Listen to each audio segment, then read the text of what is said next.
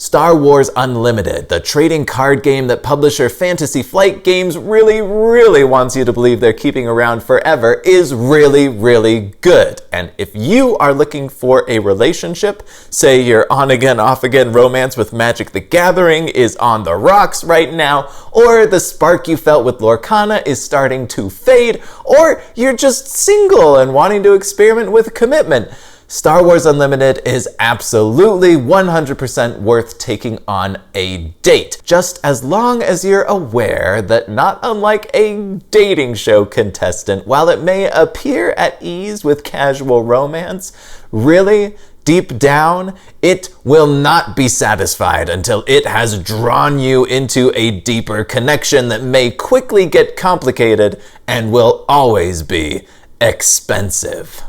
The time is long ago, the place a galaxy far away, the people you and your opponent. Each of you captains a hand-picked array of heroes, rascals, and ruffians loyal to your cause, along with the bags of tricks and items they'll wield as they launch assaults at your opponent's fortress. Deploy your soldiers to the battlefield, reduce your opponent's base to rubble before they're able to do the same to yours, and you'll be crowned that match's galactic champion.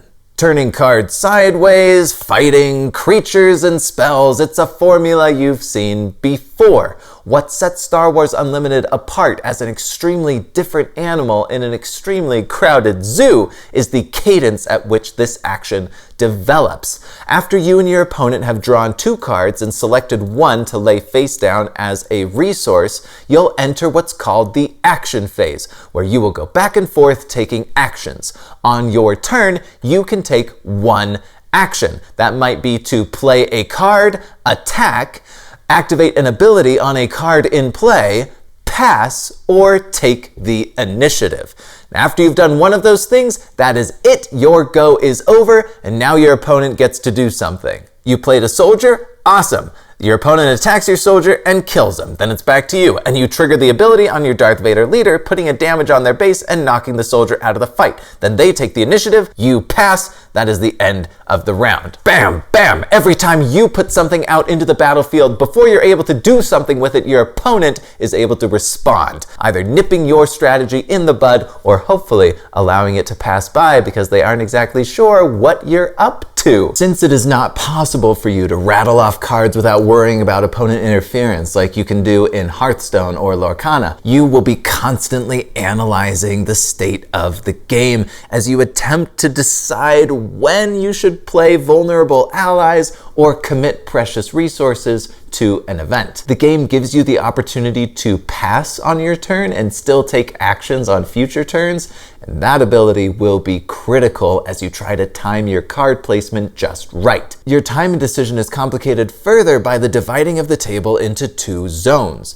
the space zone and the ground zone. Ground units can only be played to the ground zone, space units can only be played to the space zone, and they can only attack opposing units in the same zone, but they can both attack your base. This is nice from a thematic standpoint because now you can't have a Jabba go all Wolverine style on a Star Destroyer, but also it has a lot of strategic implications, as being outflanked in one zone can jeopardize your game entirely. This alternate activation style of play will be familiar to those of you who played Star Wars Destiny, a game Fantasy Flight released back in 2016 only to controversially kill in 2020. And while I found it tends to annoy veterans of Magic the Gathering, I have yet to attend an event in which an exasperated "there are no combos in this game" hasn't been voiced at least 3 times. I am personally delighted by it. Every round, you'll feel like a sumo wrestler, straining your cunning and your powers of analysis to their limit to find the opening you need to catch your opponent off balance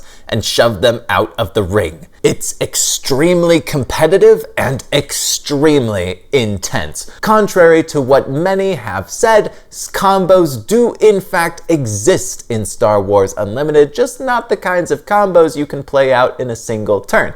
At least, not at this point in the game's lifespan. Future cards may change that. The combos here instead tend to unfold in stages over the course of multiple turns, and at each stage, you pray that your opponent won't glom onto what what you're doing, as more often than not, they can totally mess it up. Imagine you're working on your tax returns, except instead of working on them alone, you've got a government agent sitting at your elbow, and every time you add a number to your documents, they grab your paperwork, look it over, and scribble out whatever you've done wrong with a pen before handing it back to you. That's the level of pressure we're talking about here. The system is made better by how accessible it is to new players. They can do a lot simply by reacting to whatever's in front of them. They won't have their heads spun by a dizzying barrage of cards being thrown at them by the veteran across the table every turn.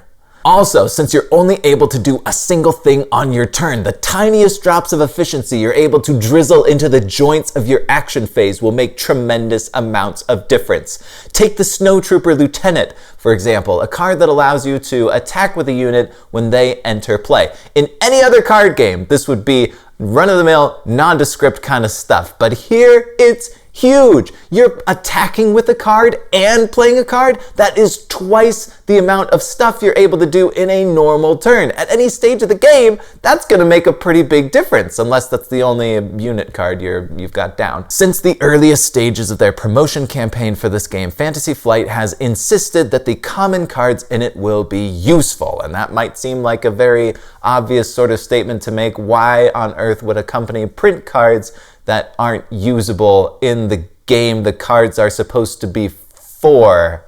Ha ha ha, who would do that? But of course, we all know it's a tried and true mechanism that companies who publish these kinds of games employ to drive up scarcity around good cards that are inevitably of higher rarities to drive sales. So far, Fantasy Flight has lived up to their promise of making common cards good.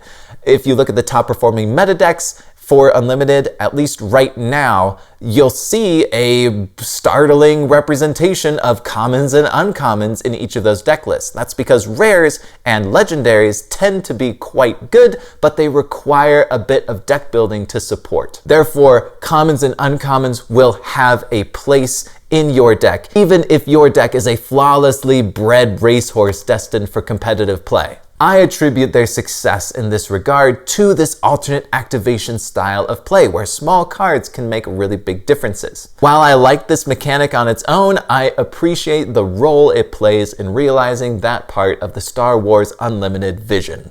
Clearly, the unlimited part of Star Wars Unlimited is not referring to the number of things you can do on your turn. So what is it talking about? Well, it's all about the deck building, and Star Wars Unlimited claims yet another triumph in this aspect. Decks in Unlimited weigh in at 50 cards, 10 cards shorter than standard decks of most other card games, but most importantly, you can include a maximum of 3 copies of any single card in your deck, which is 1 fewer than the typical cutoff of 4. This makes a massive difference for collectors and players wanting to be competitive alike, as buying 1 fewer copies of cards like Darth Vader commanding the First Legion, which I believe is being sold for $80+ right now, adds up fast. Moreover, if a full playset is only 3 cards, that means hypothetically there will be more cards available in circulation, keeping prices on the secondary market lower. While this is not a cheap game, I would never make the ludicrous suggestion that Star Wars Unlimited is a cheap game. It is certainly making an effort to be as available as possible to as many people wanting to play it as possible. And that effort makes it relatively cheaper. Not cheap, but cheaper. Anyway, deck building is a lot of fun. When you build a deck, you'll select a leader. Each leader is a character from Star Wars with a unique ability that might push you toward including certain cards in your deck, and 2 color icons in the top right corner of their card. You'll next choose a base, which usually just adds a 3rd color icon to those printed on your leader card, but sometimes might grant you access to another ability during the game. The leader and base combination will tell you what cards you can include in your deck without incurring a penalty. So with Krennic and the Death Star Command Center, I can include copies of Scout Bike Trooper and Devastator without a penalty. I could throw someone in there with an icon that doesn't match one on Krennic or the Command Center, but when I play the card in-game, I'll need to pay 2 extra resources for each icon on the card that doesn't match. If I put Leia Organa in here, for example, I'd have to pay 2, 4, 6 resources to play her. Your possibilities are truly unlimited, but you are incentivized to pursue specific pairings. It's a great way to honor the Star Wars theme while still allowing players to frolic unfettered through the fields of deck construction. Speaking of theme, while Fantasy Flight Games does make compromises on the Star Wars theming in favor of player choice, the general strokes of Star Wars are still there. We've got Greedo being slow on the draw, we've got Darth Vader being an absolute menace on the battlefield, we've got Emperor Palpatine barbecuing unfortunates with his Force lightning, but we've also got the possibility of C-3PO tenderizing a Wampa with an electro staff. So if you need your Star Wars strictly canon, and the thought of Jabba the Hutt wielding a lightsaber makes you feel physically ill, steer clear of Star Wars Unlimited. You can play one of these Star Wars games instead. While it is true that the game deliberately overlooks some of the minutiae of Star Wars, it does an admirable job of capturing the essence of it. Absurd, funny stuff might be going on, but when you look at the table, something unquestionably Star Warsy is happening. And there's no denying that theme and mechanics enjoy a much more harmonious relationship here than in other titles in the trading card game space. This feels like it was designed from the ground up to be a Star Wars game, not a game with Star Wars art slapped over the top of it. And for me, that is what is truly important. And speaking of art, you can be a hater if you want to hate, but man, I love it. Star Wars Unlimited is a hot new single trading card game looking for love in your area that deserves your attention.